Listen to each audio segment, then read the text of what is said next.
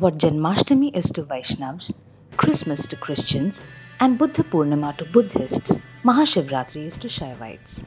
Shaivites are the devotees of Lord Shiva and form one of the most important sects of Hinduism. Although there are other auspicious days associated with him, such as the Shravan Somvars and Masik or monthly Shivratris, it is during Maha Shivratri that the highest point of religious fervour is reached. The festival falls roughly around late February and early March. The North and South Indian lunar calendar systems differ on which Hindu month it is in. One says Magh, the other says Falgun, but the day of celebration is the same for both. There are a number of myths that explain why the great night of Shiva came to be so important. Some believe that Shiva, as Nataraj, performed the Tandava dance on this night.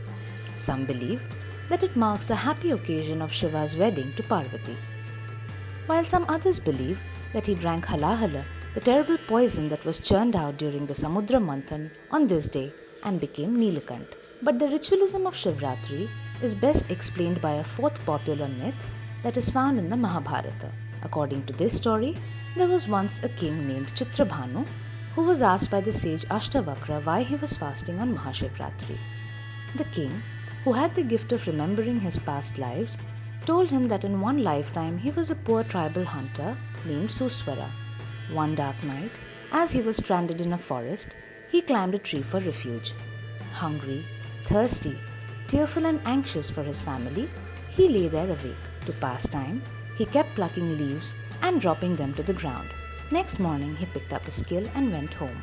Years later, when he died, it was Shiva's messengers instead of Yamas who came to fetch his soul and took it to Shiva's abode.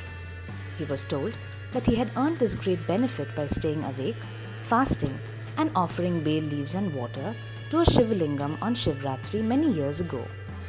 It so happened that the tree on which he had sought refuge on that night many years ago was a Bael tree, and there was a lingam under it. The leaves he had dropped had fallen on the lingam, and his tears had washed it. He had thus inadvertently worshipped Shiva in the manner most pleasing to him and had thus achieved heaven. A slightly different version of this story also occurs in other sources, where the accidental worshipper is a fowler named Lubdhaka. Elsewhere, the rituals have been explained via Parvati. Shiva tells her that he is most pleased by the offering of Bael leaves and water.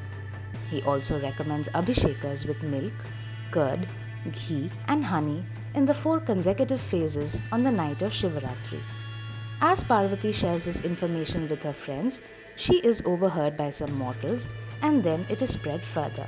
The bathing of the lingam and offering Bael leaves and flowers is extremely popular even today, and devotees can be seen thronging Shiva temples to perform these rituals.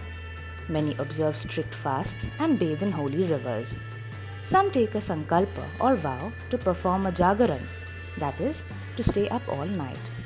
Mantras such as Om Namah Shivaya, the Maha Mrityunjaya, the Shiva Chalisa, Shiva Tandava Stotra, and others are chanted continuously. A Shiva Puja and Parna or the breaking of the fast is done on the next day when the Chaturdashi Tithi is over. Temples across India and even Nepal see huge crowds and various religious ceremonies such as havans and initiations are held. The Jyotirlingas are obvious favorites with the pilgrims as they go there year after year to affirm their faith in Shiva Shankara on his greatest night. In pleasing the god of dissolution, one hopes for renewal and resurrection.